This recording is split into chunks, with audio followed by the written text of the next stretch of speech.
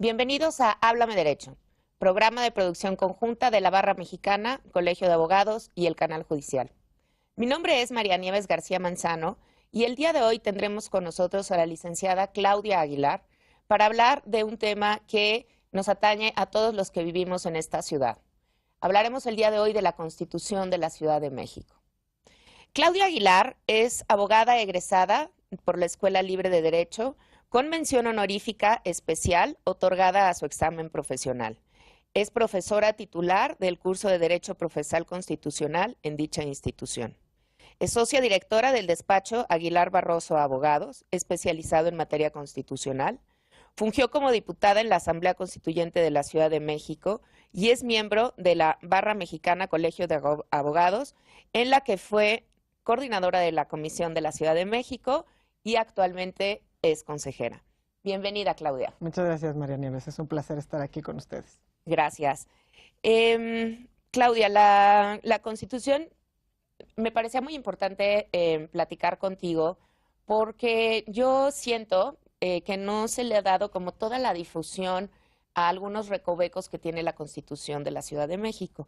Nos hemos ido acostumbrando a que ciertas cosas han cambiado. Por ejemplo, ahora tenemos la figura de alcaldes que nosotros no conocíamos, pero creo que falta mucha difusión de verdaderamente esos espacios que cambiaron fundamentalmente de cómo era la Ciudad de México antes de que entrara en vigor y cómo es ahora. Entonces, me gustaría preguntarte, en este orden de ideas, ¿cuáles son aquellos puntos que tú consideras fundamentales que cambiaron en esta ciudad?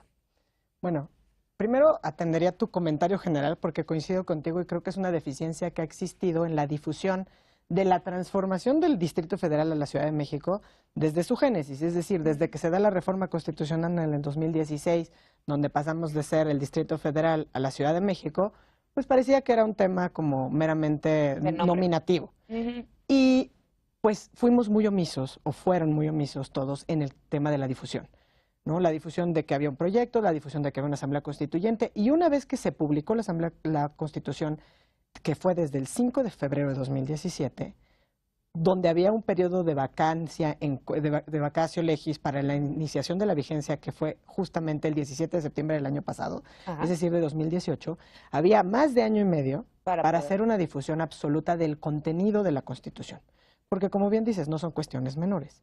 El tema de decir tenemos alcaldes incluso nos lleva a tener cuestiones de mal entendimiento de qué es un alcalde y pensar que el nuevo régimen de la Ciudad de México es equiparable al régimen que tienen los estados. Claro, como los municipios, ¿no? Pero y eso es la totalmente alcaldía y el municipio no tienen nada que ver, porque es un tema muy importante, porque yo recuerdo hace muchos años a los presidentes municipales solo se les decía presidentes municipales, pero cuando yo era chiquita era presidente municipal, punto.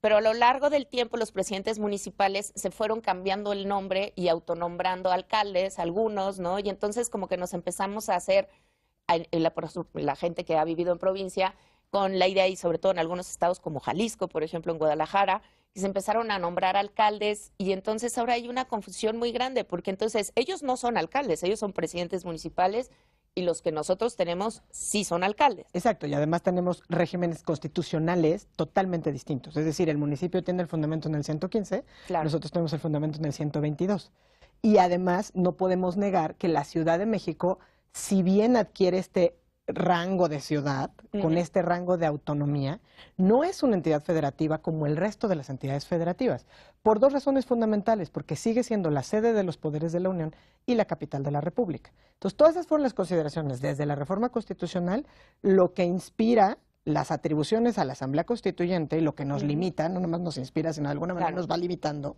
es nuestro pequeño cauce a seguir y en última instancia pues lo que está el contenido de la Constitución de la Ciudad de México.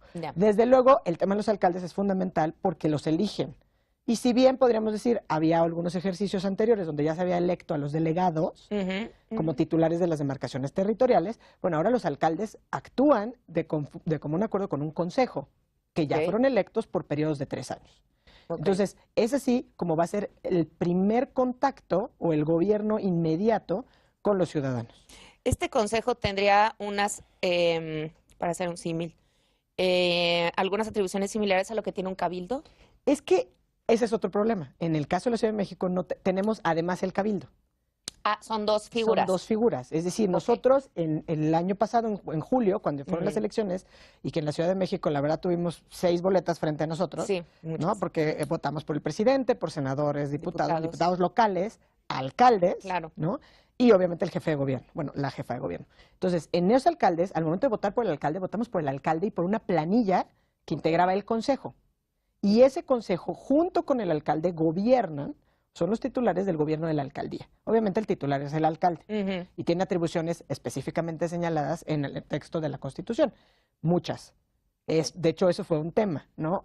Había muchas atribuciones porque hay 3 categorías. Tienen atribuciones exclusivas, atribuciones coordinadas y atribuciones subordinadas. ¿Coordinadas con quién? Con el jefe de gobierno, con la jefa de gobierno, subordinadas a la jefa de gobierno. Ya. ¿Por qué? Podríamos contarte qué pasó en la Asamblea Constituyente. Había diputados constituyentes, varios de ellos, que habían sido titulares de delegaciones. Entonces se reflejaba, obviamente, en un ejercicio tan plural y democrático, los reclamos y lo que habían padecido. Es decir, oye, no me llegaba recursos porque el jefe de gobierno era de otro partido. Sí, ¿no? pudieron poner su experiencia y Entonces, decir plasmaron su experiencia y si bien la Constitución ordenaba en un transitorio, la Constitución Federal, es decir, no tendrán menos atribuciones que las que actualmente tienen, pues en realidad no había necesidad de descargarlas todas en la Constitución. No obstante, por el miedo de lo que había ocurrido en todos esos otros ejercicios y por la presencia de exalcaldes de varias filiaciones partidistas al interior de la Asamblea, pues quedaron todas las facultades vertidas en el texto de la Constitución y por eso lo más que se logró hacer fue hacer 3 tipos de categorías. Entonces los alcaldes tienen atribuciones que son totalmente facultades exclusivas, facultades coordinadas y facultades subordinadas. Todas venían del régimen anterior, es decir, bueno, pues de la ley, etcétera, y están incorporadas. Algunas con algunos matices, desde luego, y con un tema muy importante que tiene que ver con la hacienda pública. Se fijaron topes donde sí se le dan recursos directamente a los alcaldes, precisamente para que puedan atender de manera inmediata las necesidades que pueden llegar a tener en sus demarcaciones. Entonces, eso es importante y eso era un reclamo muy presente al interior de la Asamblea, que fue debidamente atendido y que además fue validado por la Suprema Corte de Justicia de la Nación cuando analizó estos temas de la facultad de tener, porque los recursos van directamente de la Hacienda Pública Federal al alcalde. Básicamente es que tengan su propia chequera. O sea, tienen un presupuesto donde obviamente la hacienda pública es unitaria, la de la Ciudad de México, pero los alcaldes pueden tener una chequera, dicho de manera coloquial, que era el reclamo. Es decir, yo no quiero que me reclamen mis vecinos que están fundidas todas las luminarias de una cuadra y que tenga que ir a tocarle la puerta al secretario de Finanzas para que el secretario de Finanzas me diga que me forme. Sí, se necesitaba cierta autonomía presupuestal, ¿no? Que no es autonomía presupuestal, sino, bueno, como tienen personalidad, pueden ejercer este presupuesto o esta parte del presupuesto que les es debidamente asignado. Yo creo que eso es muy importante, pero sí también la distinción con la figura del municipio, donde las atribuciones vienen directamente de la ley y donde están pues, los síndicos y los regidores, que es una figura totalmente distinta.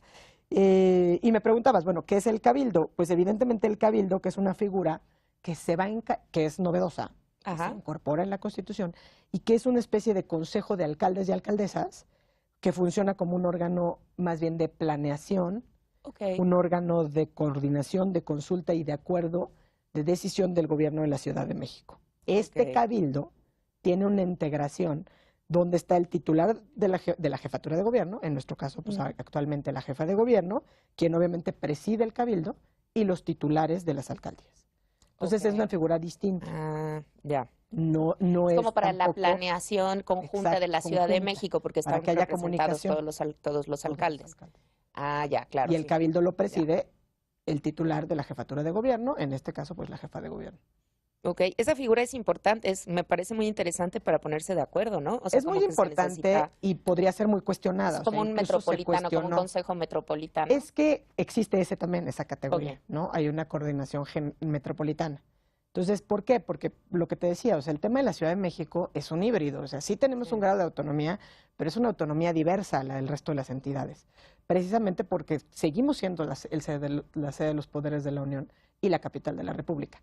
Y además, pues está todo este Consejo Metropolitano donde está esta obligación, que por cierto, estamos en omisión legislativa con muchos otros temas, el Congreso, de emitir la Ley de Coordinación Metropolitana, que es una ley que atiende cosas no menores, movilidad, bueno, nada ¿no? menor la movilidad. Transporte de traslado, cómo manejas los residuos, Ya. ¿no? Medio ambiente, entonces todas Sí. estas cosas. Y esa ley de coordinación metropolitana, que se debía haber expedido desde la legislatura pasada, pues sigue sin existir.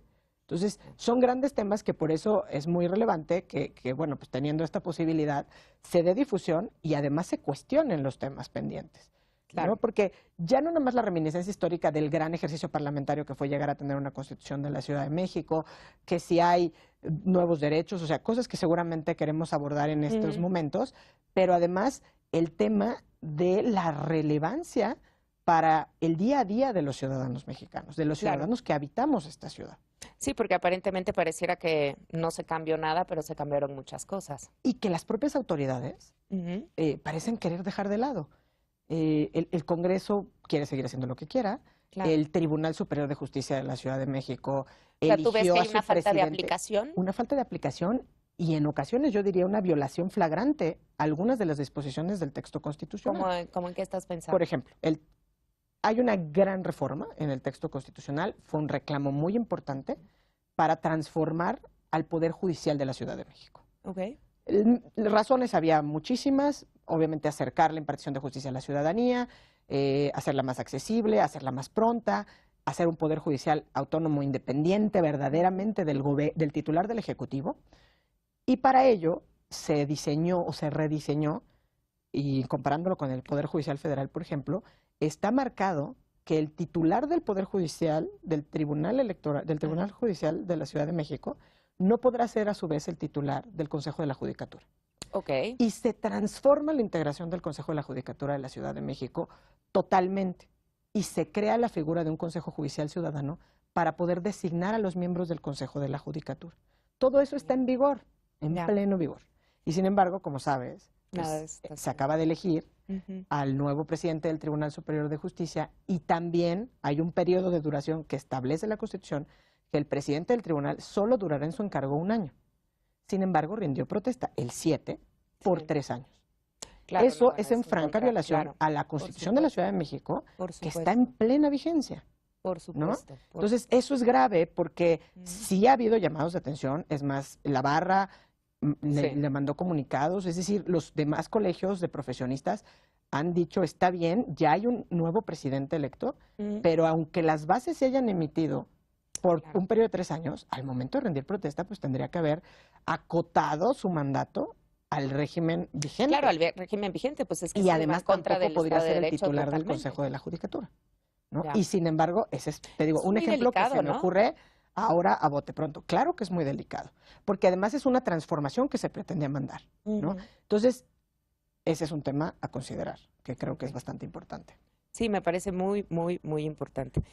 Pues mira, si te parece bien, venimos en un momento de un corte para continuar platicando de estos temas y ver pues todo el tema que hablábamos de los derechos, ¿no? Cómo han cambiado nuestros derechos como ciudadanos, mecanismos de participación y demás. Muchas gracias. Volvemos en un momento con Claudia Aguilar. Gracias.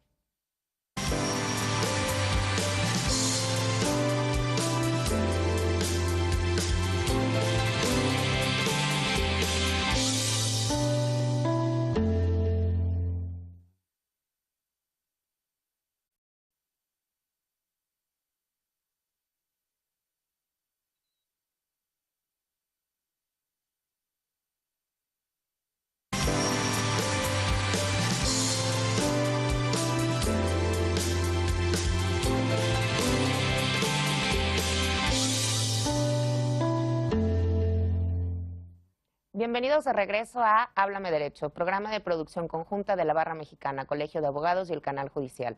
Continuamos conversando con Claudia Aguilar respecto a la Constitución de la Ciudad de México. Claudia, platícanos, hay algo que es muy importante. ¿Cuáles son estos nuevos mecanismos de participación directa que hoy tenemos los habitantes de la Ciudad de México? Pues mira, más que en relación con los mecanismos de participación directa o democracia directa, participativa y representativa, te diría, no es que sean necesariamente nuevos, es que hay un tema de incorporación de varios de estos mecanismos y de la vinculación según el resultado. Entonces, creo que sí es muy importante hablar de ellos porque también fue tener presente varios diputados constituyentes y la verdad siempre se recibió con mucha pues con mucho beneplácito por parte de los miembros de la Asamblea Constituyente el hecho de darle mucha mayor participación a los ciudadanos, Okay. ¿no? Es decir, involucrarse en los megaproyectos, involucrarse en las decisiones de los gobiernos. ¿Cuáles son estos mecanismos? Pues la iniciativa ciudadana está prevista, Okay. está previsto el referéndum, está previsto el plebiscito, está prevista la consulta ciudadana, la consulta popular y la revocación de mandato. Okay. Los resultados del referéndum, del plebiscito, de la consulta ciudadana y de la revocación de mandato, según lo que establece la Constitución, hay ciertos supuestos si se alcanza cierto número de participación de votantes registrados en la lista nominal que serán vinculantes. Okay. Eso puede tener sus pros, sus contras. Seguramente habrá aquí titulares que digan, oye, ¿cómo crees que puedes frenar un megaproyecto porque lo sometas a plebiscito y entonces adquieras tal votación? Pero bueno, al final del día está previsto en el texto ¿Y constitucional. están claros qué proyectos serían sujetos? ¿O Más nada o más menos hablamos de claro, no, megaproyecto son y yo toda- puedo decir que un Soriana es un Puede ser megaproyecto? cualquier megaproyecto. Okay. Y ni siquiera está acotado a los megaproyectos, más bien está en el área de participación y de los mecanismos de democracia directa, están previstos todos estos supuestos Okay. y los mecanismos y los supuestos en los cuales podrían hacerse valer. Ahora, hay un tema muy importante. Por ejemplo, te decía yo, está prevista la revocación de mandato, ¿no? Y la revocación de mandato ya ves que muchas veces se ocupa como una medida para jalar votos, para decir yo le voy a preguntar a los votantes si quiero que permanezca o no, etcétera. Y en el caso de la revocación de mandato, con independencia de que en la Asamblea sí hubo voces en contra de la incorporación de la figura de la revocación de mandato, sobre todo al texto de una constitución local. Ajá, Porque claro. ¿no? Había ocasiones donde decíamos, bueno, excedemos Estamos yendo más allá mucho de más allá de lo que establece la Constitución Claro. Federal. Y es un tema muy delicado porque la Corte, al momento de analizar las impugnaciones relativas específicamente al tema de la revocación de mandato, votó en contra. Es decir, estuvo por la inconstitucionalidad de la figura. Okay. Sin embargo, solo alcanzó una mayoría de 7 votos. ¿Esto qué quiere decir? Que 7 de los ministros que están en la Corte votaron señalando que la incorporación de la revocación de mandato en el texto de la Constitución local es inconstitucional. Sin embargo, sigue siendo parte del texto constitucional porque por tratarse de una acción de inconstitucionalidad y no haberse alcanzado la mayoría calificada de 8 votos, no se, pudo se modificar. invalidó Ya. esa porción normativa. Okay. Yo creo que es una cuestión muy interesante a considerar precisamente porque esta es una acción de inconstitucionalidad. Pero hay otros mecanismos de justicia constitucional al alcance, por ejemplo, de un funcionario que llegue a, no sé, a estar electo y que le quieran aplicar o hacer una revocación de mandato, en cuyo caso podría irse al amparo, por ejemplo. Y si las cosas permanecieran como ahora, pues todo parecería indicar que ese funcionario ganaría el amparo, porque nada más necesitaría una mayoría O sea, simple. entonces, en el caso, por ejemplo, ya que se hace todo el tema de la revocación de mandato, resulta que sí queremos revocar a esa persona, un alcalde. pues se ampara. ¿Se puede amparar? Bueno, digo, es hipotético el supuesto, Claro, pero claro, al final pero es del muy día interesante, tenemos porque casos entonces, claro. como el de Cuauhtémoc Blanco cuando Claro. le revocaron el mandato y ganó el amparo Claro, en el estado de Morelos. Sí, claro, pero no, ¿no? parece que no Con su aprendimos, texto de la no Constitución. aprendimos mucho aquí, ¿no? Pues Entonces, parece que pareciera. no, y lo que pasa es que los mecanismos de justicia constitucional para eso están previstos.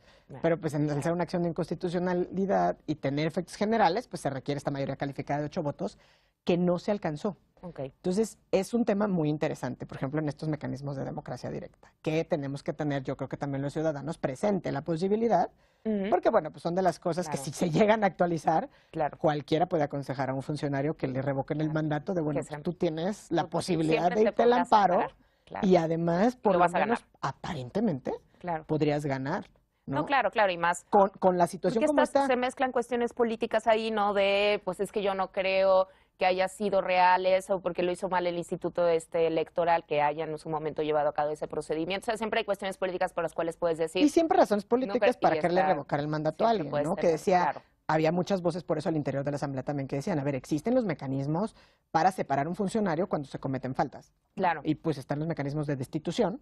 Y no es necesario llegar a incorporar la figura de revocación de mandato porque había muchas voces, por ejemplo, que señalaban se puede volver un mecanismo de presión política, lisa y llanamente, ¿no? Para que se vuelva ingobernable, ¿no? Para que no puedas sostener la posición que estás teniendo, etcétera, ¿no? Pero bueno, creo que sí es un tema interesante y pues, la verdad es que sí son figuras, en general la incorporación de las figuras de democracia directa es algo que también va muy en armonía a lo que venía pasando en la ciudad, ¿no? Donde cada vez hay más pues más personas, más voces que se levantan, que protestan, Claro, que se la quieren gente, pues, involucrar en el diseño de la ciudad. claro, es que la sociedad cada vez es más participativa, ¿no? Yo Exactamente. recuerdo hace 20 años, ¿no? O Nadie decía más. nada. La verdad es que era una sociedad muy apática, pero ha cambiado mucho y sobre Ha todo cambiado mucho. particularmente la Ciudad de México es de las Que más eso es un gran participativas. reflejo en la constitución de la ciudad, ¿no? Ya. O sea, sí se ve reflejada y era algo muy importante. O sea, difundir la constitución es importante porque refleja la capital de la República Mexicana,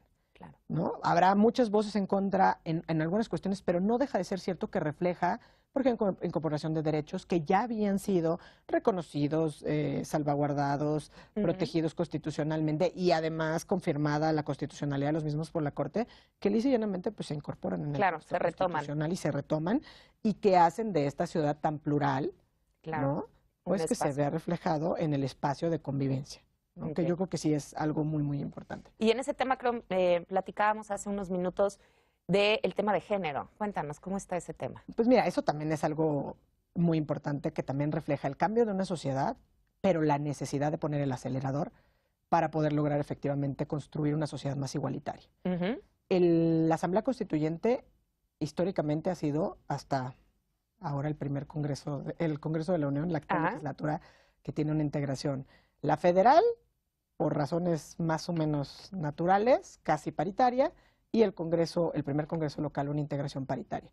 Pero la Asamblea Constituyente fue la primera Asamblea Constituyente con una integración prácticamente paritaria. De los 100 diputados, éramos 49 diputadas y Bueno, 51 ya es prácticamente diputados. igualdad. Solamente uno de los partidos, que fue el Partido Verde Ecologista de México, no mandó ninguna diputada a la Asamblea Constituyente.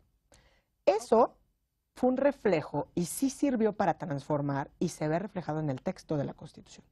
En el texto de la Constitución se incorporaron dos cuestiones muy importantes para transformar en tema de género. Por un lado, se establece como mandato transversal el principio de equidad de género, como mandato transversal. ¿Y cómo aplica eso? Y por otro lado, se establece la integración paritaria de todos los órganos de gobierno en todos los niveles. Es decir, el Ejecutivo tendrá que tener un gobierno paritario, ¿no? Todos los secretarios mitad y mitad. O sea, por ejemplo, este Consejo y este Cabildo debieran de estar también mitad y mitad. El Congreso local, que se integra por 66 diputados, 33 son diputados varones y 33 son mujeres por mandato constitucional, y ese sí lo estamos cumpliendo. Bueno, porque evidentemente pues sí hay los ojos ahí sí están puestos. Claro. Obviamente hay mandatos que se tienen que ir cumpliendo cíclicamente, como por ejemplo lograr la integración paritaria en el Poder Judicial local, ¿no? Lograr la integración paritaria, por ejemplo, la integración de todos los órganos constitucionales autónomos. Claro, y pero dentro todo del eso es por mandato constitucional. Entonces, la jefa de gobierno pues estaba obligada a tener un gabinete integrado de manera paritaria. Ya. Y eso es sumamente importante. Te diría, incluso al interior de la Asamblea, la primera iniciativa que se presentó fue justamente esa, aquella para atender el tema de género. Muy interesante. Y entonces la verdad es que sí es muy interesante porque si lo pones como un eje transversal te sirve y te ayuda para la interpretación, para juzgar con perspectiva de género, para todo, ¿no? Sí, entonces por un lado está como eje transversal, rector entonces tendría que ser un eje de la política pública, un eje para juzgar, un eje de todo, y además como un mandato obligatorio de paridad. Eso es la verdad es un gran avance, ¿no? Sí es un gran avance porque hay datos muy duros, por ejemplo, de ONU, donde para transformar, si no ponemos acciones afirmativas, si no le ponemos el acelerador, si no ayudamos a esta igualdad sustantiva entre los géneros, pues las mujeres podrán alcanzar al ritmo que van de incorporación a puestos de decisión, a todo esto, necesitarían por lo menos 4 generaciones. Claro, y pues no nos podemos dar el lujo de decirle a 4 generaciones que se esperen para tener una sociedad con igualdad sustantiva. Claro. Hay un tema también que me parece muy interesante y más con lo que se ha hablado últimamente respecto a la marihuana. En México, en la Ciudad de México, se permite el consumo de la marihuana con fines medicinales, ¿es correcto? ¿O cómo quedó eso? No es tan correcto. A ver, es decir, sí se incorporó. A ver, al final del día el tema del manejo o el marco jurídico de los estupefacientes y en este caso pues de la marihuana, ya sea para usos lúdicos o medicinales, es una atribución del Congreso, es una atribución federal y está normada en la Ley Federal, en la Ley General de Salud. Entonces, sí se incorporó en el texto de la Constitución que en la Ciudad de México se permitiría el consumo, más bien el uso de la marihuana con fines medicinales. sujeto a un transitorio que diría, bueno, en los términos que establezca la Siempre, legislación claro, federal, claro, ¿no? claro. Esto evidentemente también fue impugnado ante la Corte y la Corte lo validó precisamente, dijo que no había problema, precisamente porque está acotado a que se adecúe al régimen de la legislación federal, ¿no? Ok. Entonces, sí, pues al final del día ya la propia ley permite, la Ley General O de sea, en Salud el momento permite en el el que... uso medicinal de la marihuana. Ok. En principio, mientras sea en esos O términos, sea, estaría mientras se lista la Ciudad de adecúa al marco México para normativo. cuando se hagan esas modificaciones Ya se empezar de un día hicieron, para otro. ya se hicieron. El tema, creo que faltan cuestiones regulatorias en COFEPRIS, pero para usos medicinales ya está autorizado y ya está la modificación en la ley general. Ya, Un tema distinto, pues, es el que conocemos para el Claro. tema lúdico, claro. que sí tiene que ver con la despenalización, que sí tiene que ver con el ejercicio del libre desarrollo de la personalidad, la autodeterminación personal, y que la Corte también ha concedido ya pues 5 sentencias en el mismo sentido, declarando inconstitucional esas limitantes, ¿no? Pero pues ese es otro Claro. camino, otra historia, más allá del texto de la Diferente, Constitución. En este tema, por ejemplo, que Ujú. preguntas de la marihuana, fueron temas muy interesantes al momento de incorporar esta parte de la Carta de Derechos. O sea, la Constitución de la Ciudad de México tiene unos principios generales o rectores, una Carta de Derechos, más bien las disposiciones generales, la Carta de Derechos Ajá. y todo lo que tiene que ver con el funcionamiento de los poderes, con la categoría de estos mecanismos de democracia directa, con la planeación, etcétera. Y en la Carta de Derechos es muy interesante porque la Constitución de la Ciudad de México lo que hace no es descubrir el hilo negro, no nos otorga mayores derechos, sino que adopta los estándares internacionales Ok. en materia de derechos humanos y lo que hace es ampliar el catálogo y el contenido de los mismos, ¿no? Es decir, habrá quien diga, bueno, pues ya por el primero constitucional todos tenemos este llamado bloque de constitucionalidad, ¿no? Y entonces tenemos todos estos derechos. Sí, nada más que en la Constitución se reconoce de manera expresa y se aterrizan todos estos estándares internacionales. ¿Cómo cuáles? Lo cual, podríamos decir, se establece, por ejemplo, la efectividad de los derechos humanos, se implementa hasta el máximo de los recursos. Está de manera expresa, Ok. ¿no? Entonces, vas a poder hacer efectivos los derechos y serán garantizados tus derechos hasta el máximo de los recursos de que disponga el Estado y obviamente sujeto a que haya un ejercicio eficaz de la hacienda pública, que se tome en cuenta el grado de desarrollo de la ciudad. ¿Qué otra cosa que es muy importante? Se ordena la transversalidad en el cumplimiento de los derechos humanos, ¿no? Ok. Entonces, de ¿A qué ahí se que refiere todos los eso? derechos humanos, eso se refiere a que el cumplimiento de los derechos humanos, el cumplimiento, la garantía, el respeto de los derechos humanos, es una exigencia que permea a todos los ámbitos del sistema jurídico y a todas las autoridades de la ciudad. O sea, Ok. ¿no? Está de manera expresa. Entonces, eso es muy importante. Se prevé expresamente el derecho a una reparación integral, ¿no? Ok. Esto incluye medidas de restitución, medidas de reparación, indemnización, rehabilitación. Entonces, son cosas que la verdad están en los estándares internacionales y que vienen a ser parte del catálogo de derechos en la Muy Constitución. interesante. Es muy importante. Muy importante. Se establecen facultades para legislar en políticas públicas.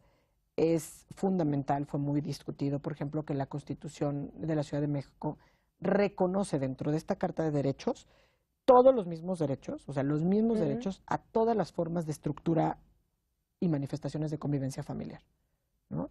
A ver, Entonces, explícanos un poquito ¿a más. qué nos referimos a esto? Normalmente la gente piensa es que le reconocen el matrimonio igualitario, ¿no? O sea, Sí, por supuesto. ¿no? El grupo LGBTI tiene derecho a contraer matrimonio, tiene Claro. derecho a los mismos derechos, derechos sucesorios, derechos de pensión, etcétera. O si hubiera optado por la figura del concubinato. Pero lo que hace aquí es reconocer todas las estructuras familiares, ¿no? ¿Por qué? Porque no importa cuál sea tu estructura familiar, si es una mamá con sus hijos, si es un papá con sus hijos, si son dos mamás, si son dos papás, tienen los mismos derechos con independencia de cuál es la forma, o sea, cuál es la estructura y bajo qué régimen, ¿no? Y ¿Cómo esto se sí define fue esto? sumamente importante. Muy importante, ¿no? Y sí puede cambiar. Estas son de las cosas fundamentales que deberíamos de conocer todos, ¿no? Que es de lo que mayor difusión se ha dado, Ujú. sin duda. O sea, porque al final del día, la parte de la Carta de Derechos, si quisiéramos pensar que se ha difundido, pues yo creo que la Carta de Derechos es lo que más, de alguna manera, se ha difundido, con pros y contras. ¿Por qué? Porque los grupos presentes en la defensa de sus propios derechos, o sea, había Claro. grupos que defendían a las personas con discapacidad, ¿no? Había muchos asambleístas que traían la agenda de las personas con discapacidad. También se incorporó como principio rector la dignidad humana, ¿no? Como un eje transversal. Entonces, y como eje transversal, tener políticas de diseño universal, accesibilidad, es decir, traen la Convención de las Personas con Discapacidad al texto constitucional.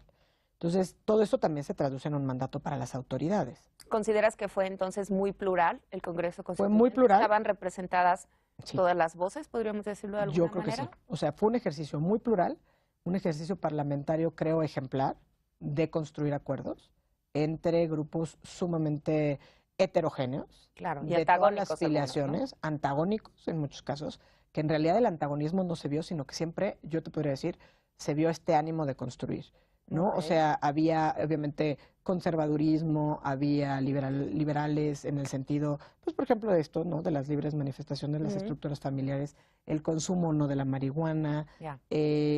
todas estas cosas, y sí estaban presentes jóvenes, ¿no? Diputados muy jóvenes con la agenda de los jóvenes, personas defendiendo los derechos de niños, niñas y adolescentes para que se les reconociera como titulares de los derechos, ¿no? Y Ya. como, no como sujetos de protección. Claro, Las el personas cambio con es discapacidad, radical. claro que es un cambio radical. Había representantes de pueblos y comunidades indígenas, Sí. varios, había una comisión de pueblos, barrios y comunidades indígenas. Entonces, claro que fue un ejercicio muy plural y hay una transformación.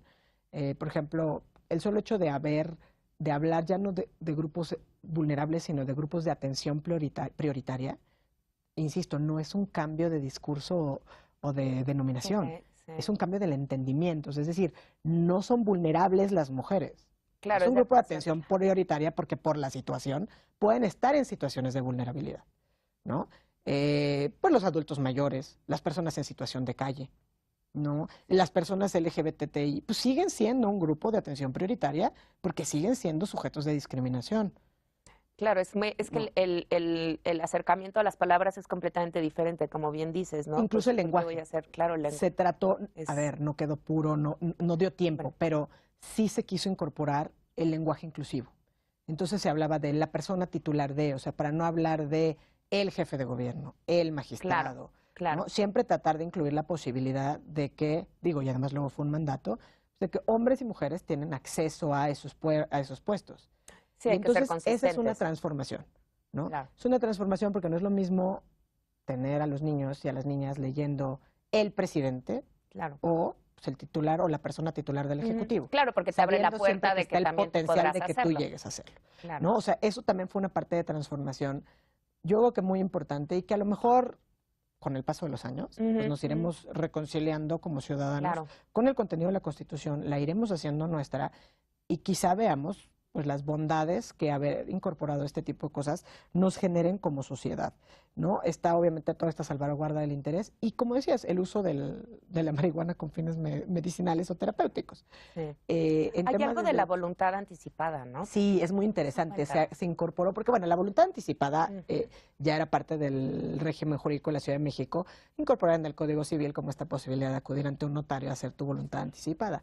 Pero aquí se incorporó como derecho, en la Carta de Derechos, el derecho a una muerte digna, que no es la eutanasia y que no se discutió eutanasia. O sea, hubo quien se paró y dijo, es que a mí me preocupa porque estamos abriendo, no se habló de eutanasia ni pasiva ni activa, precisamente porque la prohíbe la Ley General de Salud también. Claro, no puede ir Sino en que contra. sí, al incorporar el derecho a una muerte digna, volviendo al tema de los derechos de los tratados internacionales, traes todo un catálogo importantísimo que tiene que ver con los cuidados paliativos, con que te informen las condiciones, con que te informen de qué enfermedad tienes, Claro, si cómo es se va a terminal, degenerar cómo tu va a vida, si es degenerar, terminal, cómo va a claro. degenerar, que sepas las opciones de tratamiento.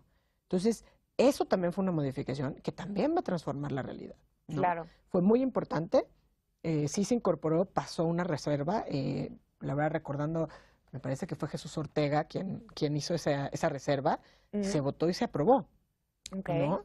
Pero se incorporó como el derecho a una muerte digna. Ya. Y así está en la Constitución. Todos tenemos derecho a una muerte digna.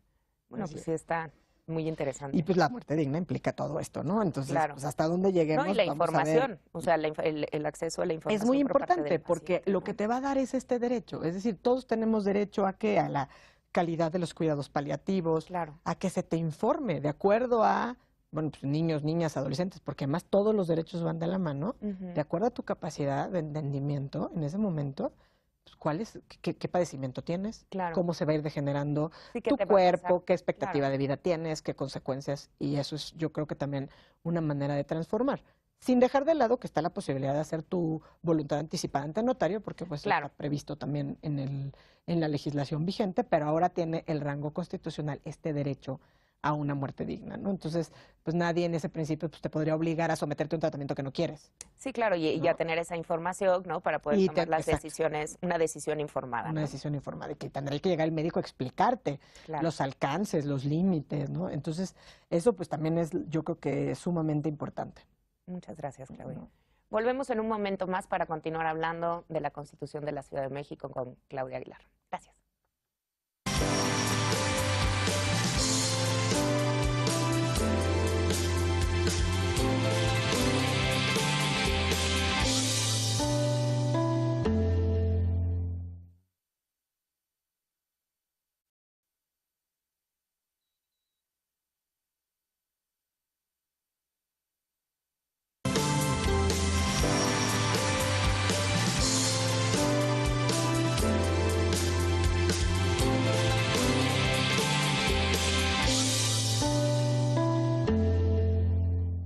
Bienvenidos de regreso a Háblame Derecho. Mi nombre es María Nieves García Manzano y hoy estamos con Claudia Aguilar para platicar respecto a la Constitución de la Ciudad de México, ya que ella, entre todas las cosas que ha hecho, también fue constituyente de la Ciudad de México. Entonces, Claudia,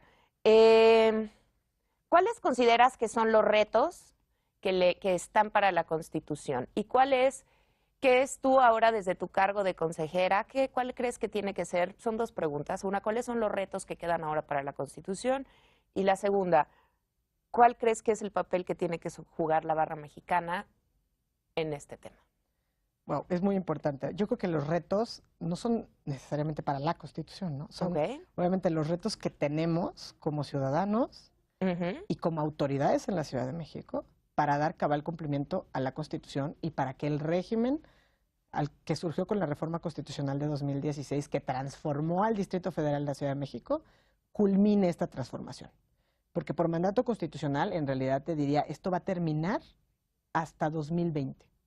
Okay, ¿Por qué va a terminar hasta 2020 toda la interpretación? ¿Por qué?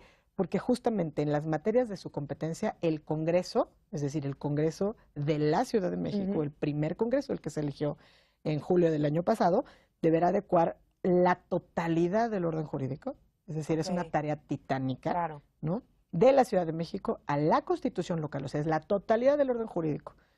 Traen chamba, entonces, de la ciudad, exacto, a la Constitución de la Ciudad de México y tienen para hacerlo a más tardar hasta el 31 de diciembre de 2020. Entonces, el Congreso de la Ciudad, te diría yo, en este momento, ¿quién es quien tiene la tarea mayor o el reto mayor? Es el Congreso de la Ciudad de México. Tiene ante sí o frente a sí un gran reto. ¿Por qué? Precisamente porque tiene que emitir toda la reglamentación. Y emitir toda la reglamentación es emitirla en materia de educación, en materia de planeación, en materia de pueblos y barrios originarios y comunidades indígenas y residentes, en materia de organismos autónomos, de seguridad ciudadana, de trabajadores del sector público, eso entre algunas cosas. Y dices, tienen mucha tarea y seguro están trabajando. Sí, lo malo es que hasta ahora lo que hemos visto es que, pues, la verdad es que son muy pocos los integrantes de este Congreso que en realidad están enfocados en cumplir y en adecuar la legislación al marco constitucional. ¿Y qué pasa si llegamos al 2020 sin las adecuaciones? Pues tenemos omisión, como en muchos casos, omisión legislativa. Es decir, si te pones a hacer un recuento de transitorios, o sea, del régimen transitorio de la transformación del Distrito Federal en la Ciudad de México, tenemos aproximadamente 143 artículos transitorios nada más en la sumatoria de transitorios. Entonces, esa es la tarea, o sea, esos transitorios son la tarea del Congreso y obviamente la tarea de las autoridades. Y me preguntas, ¿qué pasa? Pues, ¿qué pasa? Hay algunas donde la otrora Asamblea Legislativa al cierre tenía que emitir cierta legislación adecuándose al texto de la Constitución de la Ciudad de México precisamente para que se pudiera dar el cauce. Por ejemplo, el electoral. ¿no? O sea, pues venía la legislación electoral, pues tendrías, aunque ya había Constitución, lo electoral entró en vigor, pues porque tenías que elegir jefe de gobierno, alcaldes, ¿no? Consejos, tenías que, diputados. Todo eso que tenías que hacer, bueno, pues lo tenía que hacer la Asamblea anterior. Y hay leyes que emitieron, como todas las llamadas leyes constitucionales. La ley que rige el Poder Ejecutivo, la ley que rige el Poder Legislativo y la ley que rige el Poder Judicial, las tenían que emitir la otrora Asamblea para poder tener el margen normativo de saque. Y muchas ocasiones, incluso esos, les importó muy poco el contenido de la claro. Constitución. Entonces, también están acumuladas en la Corte acciones que ya impugnan las normas constitucionales locales por apartarse ya no del régimen federal, sino del De la marco que establece claro, la Constitución. Es decir, el Congreso tiene hasta el 31 de diciembre de 2020 para para emitir, resolverlo. para que todo el marco normativo de la Ciudad de México esté adecuado al marco de de la Es Constitución. mucho trabajo Es mucho legislativo. trabajo, pero yo creo que seguramente, si cumplen, Y de mucha técnica jurídica. va a ¿no? abonar a la construcción de una mejor ciudad. Es mucha técnica jurídica y ahí es donde entra un poco lo lamentable, ¿no? Donde a veces pues el perfil del político o el perfil del que está a cargo, el diputado, pues no tiene un cuerpo técnico que efectivamente ayude a abonar a esto, porque son cosas muy importantes. O sea, está el diseño de la planeación de la ciudad, ¿no? Sí, O sea, está la creación del Instituto de instituto, Planeación ¿no? y Prospectiva. ¿Qué va a hacer ese instituto? ¿Cuál es su Tiene, mandato? si se cumple, es casi un superórgano. No, de Ok. verdad, porque estaba diseñado o está diseñado el instituto, pues para crear los planes de desarrollo de la ciudad. A 20 años, a 5 años, es decir, están previstos ¿De mecanismos. desarrollo urbano? Sí, de desarrollo urbano. Es decir, hay una planeación, hay todo un capítulo relativo a la planeación del desarrollo y del ordenamiento territorial Ok. de la ciudad, que no es una cuestión menor. No. Obviamente con miras a tener en 20, 30 años una ciudad con mayor planeación urbana, con un crecimiento más ordenado. Si no hay, si no hay posibilidad de crecimiento horizontal, pues crecimiento vertical ordenado, Sí. ¿no? Con mecanismos de pues que no contribuyan a la deforestación, que la conservación del ambiente, Sí, el tema del agua, el tema del etcétera, agua, ¿no? o sea, todas estas cuestiones que sabemos que padecemos Sí. los habitantes de la Ciudad de México. Y entonces la Constitución ordena la creación del Instituto de Planeación Democrática y Prospectiva. Ok. Y ese instituto se integrará es un instituto como todos, básicamente los institutos aquí que siempre quieren participación de todas partes, se va a integrar con miembros de la administración pública, Ajá. de las alcaldías y miembros de la sociedad civil. Ok. Y este instituto, si quisiéramos escoger qué es lo más importante que tiene a su cargo la elaboración del el plan general del desarrollo y el plan general de ordenamiento territorial de la Ciudad de México. Sería fantástico que eso sucediera. Entonces, obviamente, pues también vamos medio atrasados, porque tienes que lanzar convocatorias, porque va a haber miembros de la sociedad que son parte de este instituto, para que pueda empezar a trabajar, porque entonces esta planeación, y luego también, obviamente, la planeación para la promoción y el desarrollo sustentable, es decir, son muchas cargas que tienen, y pues el Congreso ahí también como que no ha hecho nada por el instituto. Ya. Hace unos instantes te comentaba, ¿no? Está la figura del Consejo Judicial Ciudadano. Ajá. Y el Consejo Judicial Ciudadano tiene, diría yo, dos tareas fundamentales. Una tiene que ver con el Consejo de la Judicatura. Es decir, el Consejo Judicial Ciudadano va a nombrar a los miembros del Consejo de la Judicatura. Pero el Consejo Judicial Ciudadano también va a designar directamente a dos fiscales especializados, o sea, ante el Congreso, pues los dos va a proponer directamente al Congreso, y al fiscal de la Ciudad de México va a recibir una terna propuesta del jefe de gobierno, el Consejo Judicial Ciudadano escogerá unas propuestas y lo presentará al Congreso.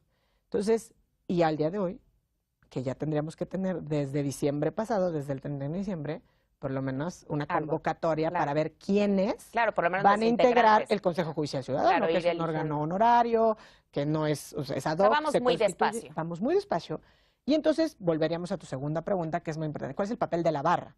¿No? Bueno, pues el papel de la barra es tener siempre presente si se nos están pasando los plazos, si se está violando la Constitución, hacer desplegados, cartas, si es necesario irnos al amparo. Es decir, todos los mecanismos que como colegio de profesionistas tenemos para salvaguardar el orden constitucional local y desde luego federal, ¿no? Entonces, podemos hacer muchas cosas conforme se vayan dando las situaciones o conforme se vayan actualizando, ¿no? Cuando estaba la convocatoria, por ejemplo, para la elección del Tribunal Superior de Justicia, pues había voces donde se presentó su candidatura el magistrado que había quedado en sustitución de Edgar Elías.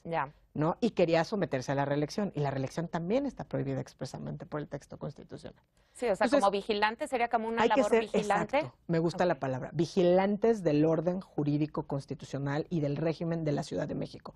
Vigilantes de que no nos demos el lujo de ser omisos, de no violar la Constitución, de no permitir que vayamos en retroceso en conquista de derechos. Es decir, yo creo que la tarea que tiene la Barra Mexicana Colegio de Abogados no es menor. No, claro. ¿No? Y siempre ha actuado con un gran sentido de responsabilidad, pero creo que en este momento, donde el verdadero contrapeso pues, son las instituciones, tener instituciones sólidas, tener instituciones que rindan cuentas. Claro. Fortalecer estas instituciones, ¿no? Que nazcan bien, además, ¿no? Exacto, y en el caso de la Ciudad de México, que nazcan bien, ¿no? Claro. Y fortalecerlas y, pues, obviamente, velar por el orden jurídico y por el Estado de Derecho. Esa es una tarea, pues, como dices, fundamental. Que no es menor, es claro, no es menor y hay que estar encima. Claro. Hay que estar encima. Claro. Respecto a los errores, ¿cuál crees que tú, porque siempre generalmente cuando uno analiza algo, pues analiza las cosas buenas, los retos, errores. ¿Qué consideras tú que pudiera ser, si es que existe, un error grave de lo que terminó siendo la Constitución de la ciudad? A ver, es que no me gustaría decir errores o no, yo te diría, pues es una obra humana perfectible. Por supuesto. Si lo ves desde una técnica muy purista de abogado, pues podrían aquí tener disertaciones de si una norma de rango constitucional, no, una constitución tiene que ser tan detallada, no, tan minuciosa, tan exhaustiva. Yo te diría, por ejemplo, yo personalmente con esa parte me reconcilié, porque precisamente entendí que un parlamento, una asamblea constituyente, no es un colegio de abogados.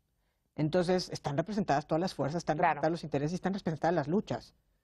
Y eso es lo que hace plural y eso es lo que hizo de esta Constitución, pues esto que hemos platicado, ¿no? La incorporación en la Carta de Derechos. Sí, con una visión plural. Una visión plural, la incorporación de la participación ciudadana, o sea, cosas que si no hubiéramos tenido las voces presentes al interior de la Asamblea Constituyente, quizá no hubieran pasado. Por supuesto. O sea, si tienes algo muy uniforme, pues ahí lo dejas. Sale algo si no hubiera habido 49 diputadas, pues no habría un mandato de paridad de género.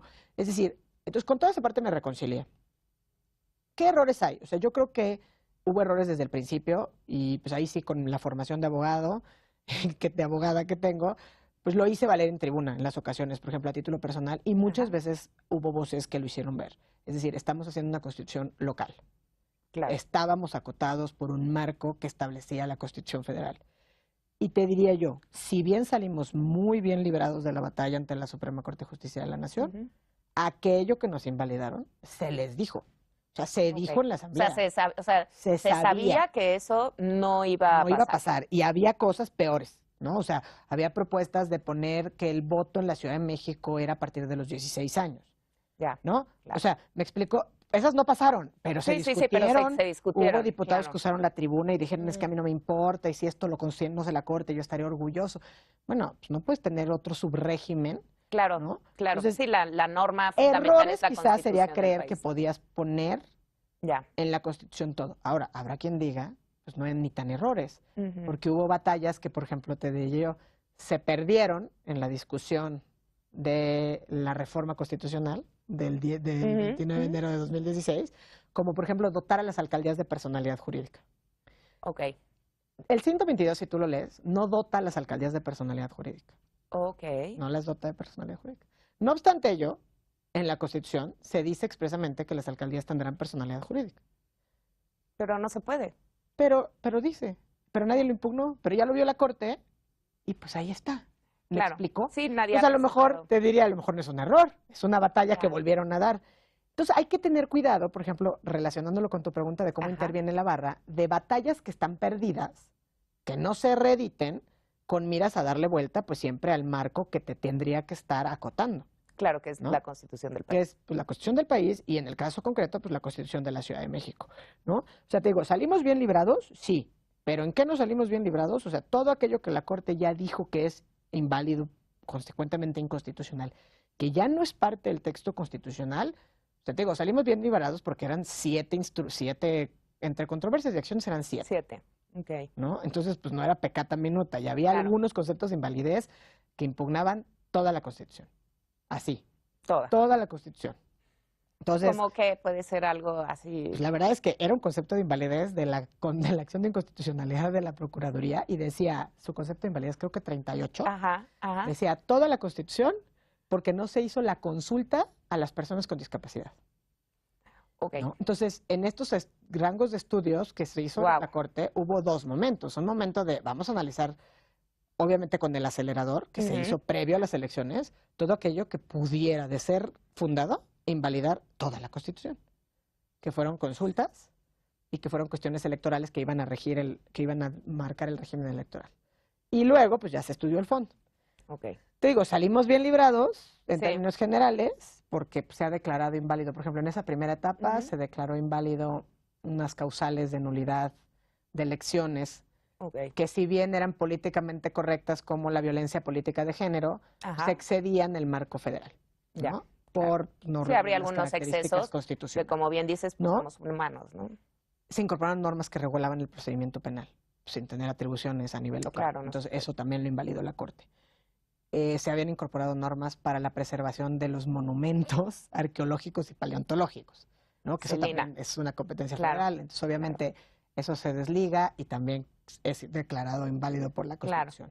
La integración del Consejo de la Judicatura sí se declaró inválida en una porción, es decir, la integración, porque al momento de este rediseño se había señalado que no podía haber más miembros del Poder Judicial que de los que venían de fuera.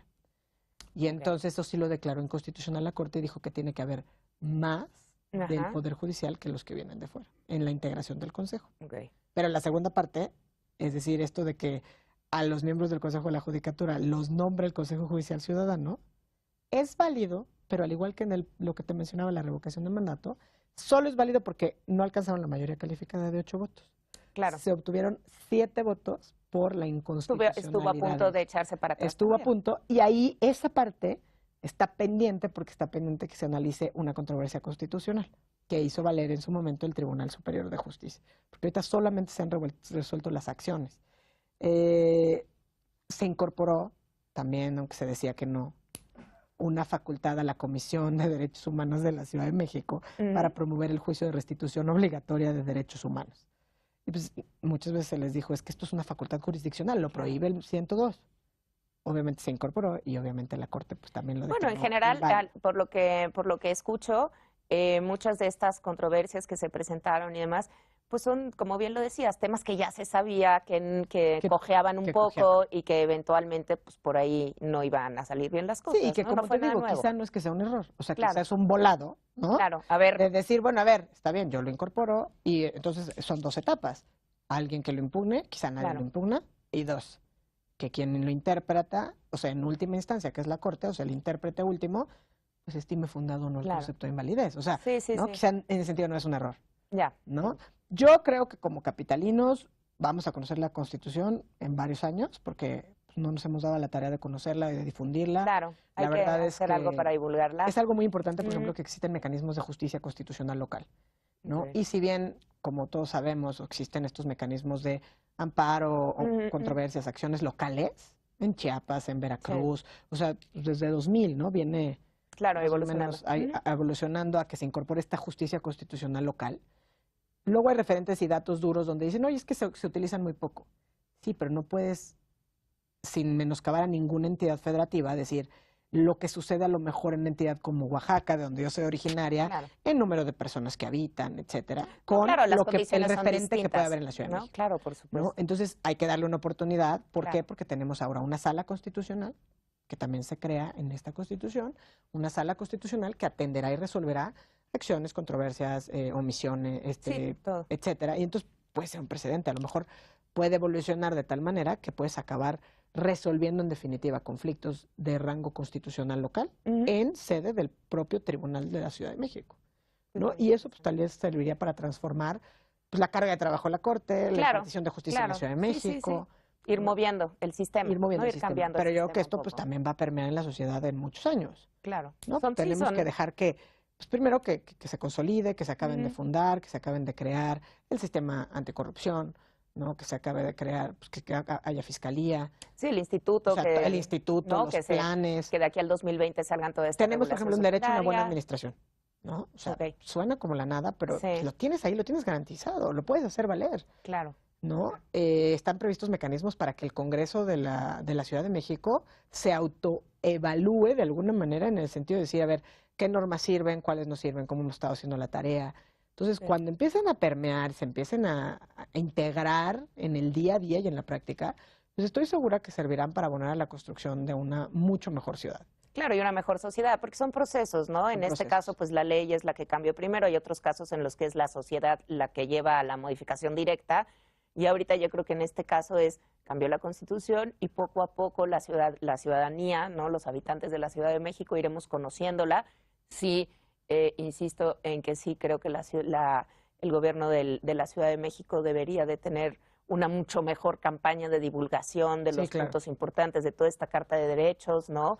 Que creo que sería muy importante para los ciudadanos tenerla y conocerla para poder cambiar su mentalidad y para poder ejercer esos derechos. Es muy difícil ejercer derechos que no Que no sabes conoces. que tienes, ¿no? Efectivamente. Entonces ese sería como algo Y todo esto es muy paulatino, importante. ¿no? Y O sea, es a ver, poco a ¿cuántos poco. años nos tomó Claro, es un proceso tener que toma al tiempo. primer jefe de gobierno electo, Ujú, ¿no?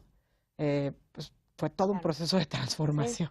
Sí, Entonces, sí, pues ha sido un reclamo de la Ciudad de México, ser reconocida como la Ciudad de México, no ser de segunda, poder elegir a sus gobernantes, ¿no? Y pues ahí vamos, pero han sido procesos pues, de generaciones, o sea, que seguramente ni tú ni yo veremos totalmente consolidado esto, ¿no? Y consolidados, además va como así lo vimos evolucionando, la génesis. ¿no? O Va sea, nosotros, evolucionando. pues yo crecí, todavía estudié como departamento del Distrito Federal, o sea, el último departamento administrativo. Claro, claro. Entonces, pues nos ha tocado ver ese cambio y pues seguramente nos tocará ver cómo ¿Cómo? culmina, esperemos, en el mejor de los casos. Pues sí, ¿No? que se acelere un poco el proceso. Así es. Muchísimas gracias, Claudia, por acompañarnos. Felicidades por lo del consejo. Estoy Gracias. segura de que será un gran papel el que realizarás. Y muchísimas gracias a todos ustedes por acompañarnos en una emisión más de Háblame Derecho. Mi nombre es María Nieves García Manzano y nos vemos pronto. Gracias.